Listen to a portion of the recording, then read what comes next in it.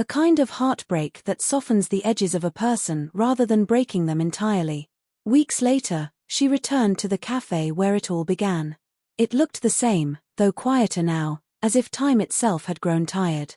She sat by the window, ordered her tea, and placed the letter on the table. Outside, it began to rain again. She watched the droplets trickle down the glass and saw him there in the reflection, smiling faintly, just as he had the first time. She whispered his name under her breath, and for a brief, aching moment, it felt like he was still beside her. The years rolled on. Meher learned to live with the silence he left behind.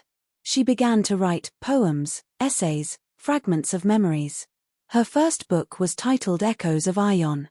It wasn't meant for the world, it was her way of keeping him alive, of honoring the love that had changed her.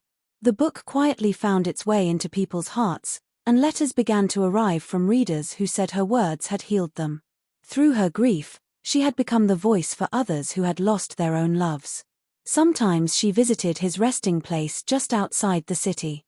She would bring daisies, his favorite, and sit there for hours, telling him about everything, her success, her loneliness, her memories of him. "You were right," she'd say softly. "The world hurts, but it's beautiful too." And though he never answered, the wind would move through the trees, rustling the leaves as if he were listening. One winter evening, she went back to Hyde Park, to the spot where he had said goodbye. The water shimmered beneath the pale moonlight. She sat there quietly, her scarf wrapped tightly around her shoulders, the air crisp with the smell of rain. She remembered how he used to trace her fingers and whisper, "When we're old, we'll come here again and talk about nothing at all." She smiled and murmured, "I made it, Ion. I'm here."